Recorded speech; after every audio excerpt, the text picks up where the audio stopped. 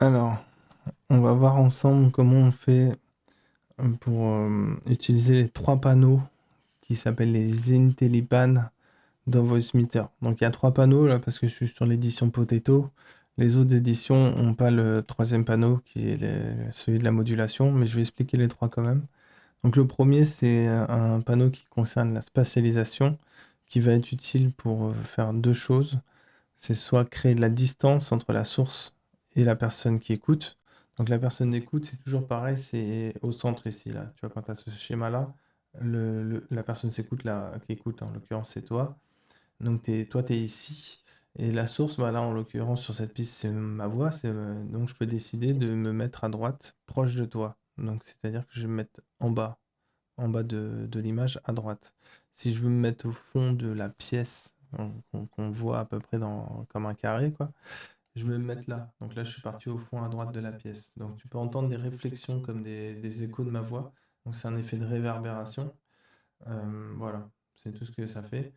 Il n'y a pas grand-chose à savoir de plus. Donc en principe, on peut l'utiliser en temps réel, comme ça. Donc je peux faire comme si je me promenais de gauche à droite. Voilà, je me promène devant toi.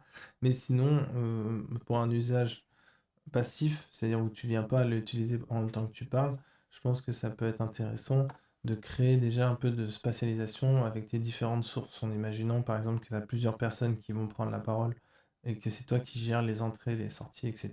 Par exemple, un Discord, tu as des gens qui viennent parler avec toi sur ton Discord et tu es en stream ou tu as une conversation avec quelqu'un, tu fais une interview.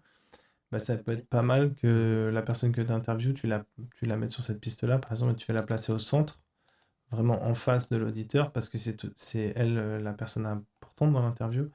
Et toi, tu vas plus te reculer dans l'espèce de pièce virtuelle que tu as inventée. Tu vas te décaler un peu au fond à gauche ou tu vas au moins juste te reculer, quoi, tu vois. Genre, tu peux faire comme ça, en effet, droite-gauche. Et c'est important de faire des choses comme ça parce que ça permet de se séparer, enfin, ça crée de l'espace et aussi ça sépare les fréquences dans l'image stéréo. Ce qui fait que si vous parlez en même temps, c'est plus facile d'entendre les gens même s'ils parlent en même temps, quoi. Parce que du coup, il y aura des informations qui viennent de la gauche et d'autres de la droite.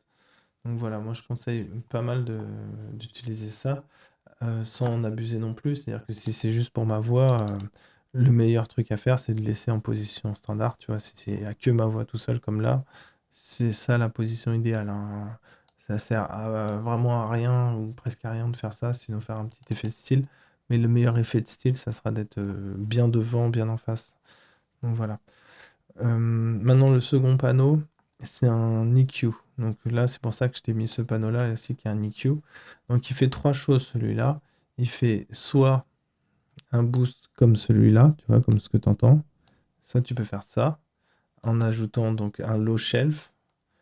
Soit tu peux rajouter un boost dans les mids qui ressemble à peu près à ça. Donc là, on rajoute pas mal des fréquences autour de 1000 Hz. Voilà. Ou soit tu peux rajouter une high shelf, là ça s'appelle, c'est écrit là, high shelf, où du coup on augmente les fréquences au-dessus de 10 000 Hz. Mais on commence assez tôt, mais tu vois, ça fait un boost comme ça. Donc ça, c'est les trois effets que tu vas pouvoir faire avec ce panneau-là. En sachant, enfin, en prenant en compte sur le fait que ton high shelf, donc le numéro 3 là, ça, tu peux le combiner soit à l'un, soit à l'autre. Soit avec le 2, soit avec le 3. Donc soit avec le low shelf, soit avec le boost dans les aigus. Donc pour booster les graves, faire le point 1 que je t'ai montré là, tu vas vers là. Tu vois, ça rajoute des graves, ça ressemble à ce que je t'ai fait écouter tout à l'heure. Si tu veux faire le point central où tu rajoutes des médiums, tu vas vers la droite, où c'est écrit high ici. Donc là, ça booste vraiment le centre du spectre autour des 1000 Hz. Et enfin, si tu veux rajouter les aigus, comme ce que j'ai montré tout à l'heure, là, celui-là, le point 3, là, tu as juste à monter. Et tu as juste à monter, mais tu pas besoin de monter très haut. Faut pas monter, ça sert à rien de monter au-dessus de la barre. Tu as une barre horizontale, là. Ça sert à rien de la dépasser. Donc là, ce que tu peux comprendre, c'est que tu peux à la fois booster les graves et à la fois booster les aigus. Par exemple, si je fais ça, je booste un peu mes aigus, beaucoup mes aigus et un peu mes graves. Ou alors, je booste un peu mes aigus et beaucoup mes médiums. Tu vois, c'est des genres de réglages que tu peux faire. Bon, bref, je vais te montrer la dernière chose que tu peux régler sur ce panneau-là. On va se placer bien au centre le plus possible pour ne pas rajouter des graves ni des médiums. On va juste rajouter des aigus parce qu'on n'a pas le choix en fait, hein. Mais ce qu'il y a, c'est que quand tu dépasses cette ligne ici, là, quand tu passes au-dessus, ça rajoute le FXFO. Donc là, ça va doubler ma voix. Tu vas entendre ma voix 2 fois. Donc ça fait comme un écho, comme un peu une réverb. C'est voulu comme un chorus, mais le chorus, c'est pas exactement ça, parce que sur un chorus, tu as des modulations du pitch de la voix, ça copie pas exactement la voix, donc là, c'est plus un écho, vraiment, tu vois. Voilà, un écho, une réverb. Voilà. 1, 2, 3, t'entends 2 fois ma voix. Et puis là, bah, t'entends plus ma voix, mais t'as toujours les aigus. Et puis ici, bah, c'est redevenu comme c'était au départ. Voilà pour ce panneau.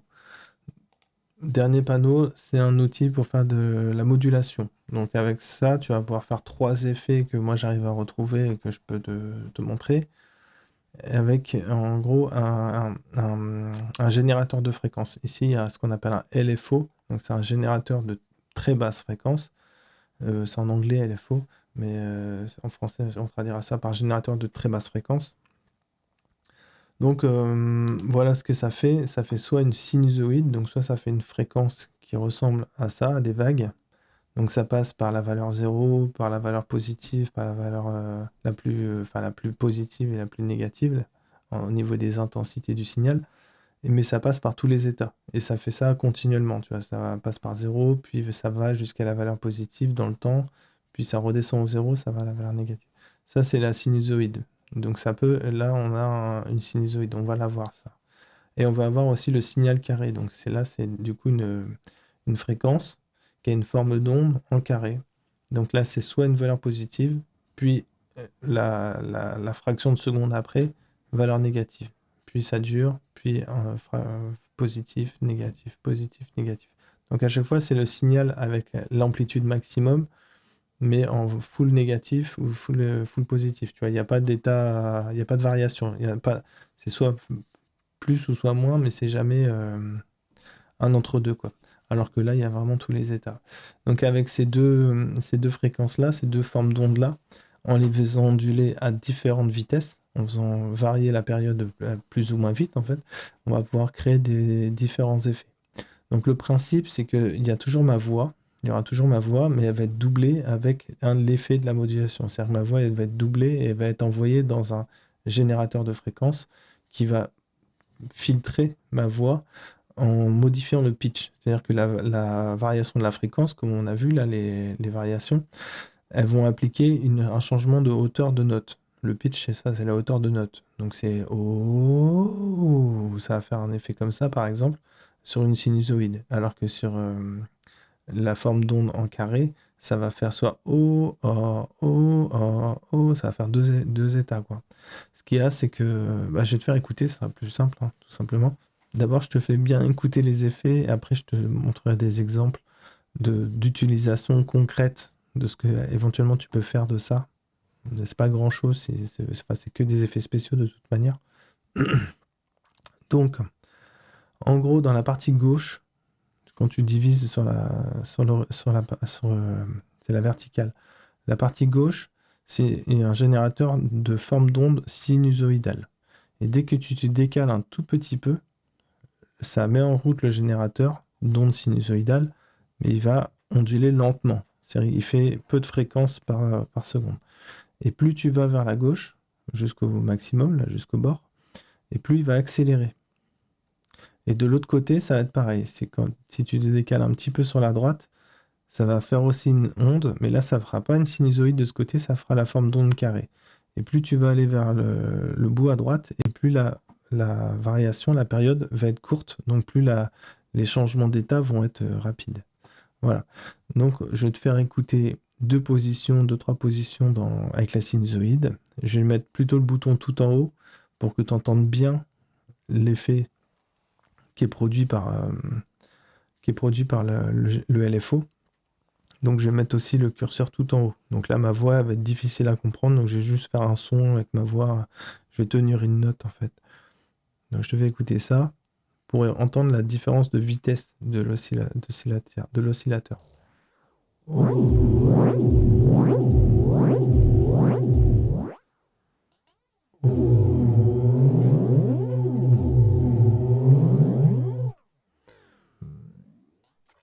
Maintenant, on va passer sur l'oscillateur qui ne génère. Là, t'as entendu, c'était des sinusoïdes, ça fait ouh, ouh. Là, on va passer sur l'autre qui est plus rapide, ça va aller plus vite. Les changements d'état, donc ça oscille plus vite, mais c'est plus la même forme d'onde, hein, attention.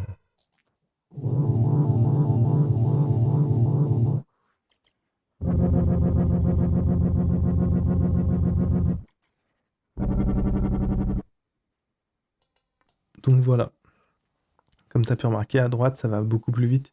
Et il y a vraiment deux états, ça fait tac, tac, tac, tac, tac, tac, tac, tac, tac. Donc ça fait aigu, grave, aigu, grave, aigu, grave, aigu, grave. C'est ça que ça fait. Donc là, je vais te montrer maintenant trois effets qui sont des effets connus. Donc le premier que je vais te présenter, c'est le phaser, que je situe à peu près dans cette zone. Enfin, c'est pas précis, hein, c'est un effet qui est modulable aussi. Donc à peu près dans ce carré-là, tu as en gros un oscillateur sinusoïdal qui est lent, et on essaie de l'avoir le plus lent possible, et avoir de la modulation, pas mal de changements de pitch, mais il faut que ça soit lent. C'est ça qui est important. Donc on va essayer de se mettre assez proche du centre, et on va remonter un petit peu pour que le signal s'entende quand même, que l'amplitude soit assez importante. On va se mettre à genre à peu près ici. Et là, on a un effet phaser. C'est-à-dire que on entend le. Si tu prêtes l'oreille, tu entends l'oscillateur qui se fait un truc comme ça. Et ça, voilà, typiquement, quand je parle, on entend que ça fait comme un balayage sur ma voix. Un truc comme ça. Et bah, c'est un phaser. Et sinon, si tu veux un truc plus facile à utiliser, parce que là, c'est quand même un gros effet spécial, hein. Si tu peux, un truc qui est plus discret et qui est même apprécié à mettre sur les voix qui chantent, c'est à peu près dans cette zone-là, là. Donc après, bon, il faut tester. Il faut un oscillateur donc, qui aille assez vite, genre. Là, c'est assez rapide, mais par contre, il faut qu'il soit discret. C'est-à-dire qu'il fasse des modulations de la hauteur du pitch et qu'il soit faible. Et en fait, ça fait comme s'il y avait une deuxième voix, ça double la voix, et la voix, elle chante un peu mal. Enfin, elle n'est pas précise, pas le même pitch, en fait. Le pitch est un peu différent, mais c'est discret parce que ça va assez vite. Ça serait mieux s'il était un petit peu plus rapide, en vrai. Mais bon, en gros, l'idée, c'est ça, c'est d'entendre un peu de variation. Il y a ma voix, il y a les doublés, avec un peu de correction de pitch, on va dire. Et ça, ouais, c'est presque un autotune branché à un oscillateur, quoi. On pourrait dire. C'est-à-dire que vraiment, tu as une sorte de. Ça sert d'accompagnement, c'est un vrai effet, hein. C'est un effet qu'on met sur les voix dans les chansons, etc. Un chorus. Donc voilà. Bon, ça vaut ce que ça vaut, c'est pas forcément le meilleur chorus du monde. Mais voilà, c'est à peu près dans cette zone-là, là, t'as du chorus qui traîne vers là du phaser. Et puis, sinon, je peux te montrer dans les effets carrés, enfin, avec la forme d'onde carrée, à peu près dans cette zone-là, tu vas avoir un effet qui sert à masquer l'identité des voix. Donc si tu te mets là, ou peut-être un petit peu plus haut, bah, ça fait un peu comme si ma voix était masquée pour cacher mon identité, pour que ma famille puisse pas savoir que c'est moi qui ai témoigné. Et puis voilà, quoi. Donc on a fait le tour. Maintenant, bah, je te laisse profiter de Voice Meter. Et puis n'hésite pas à me dire en commentaire s'il y a quelque chose qui n'était pas clair ou quoi. Ciao.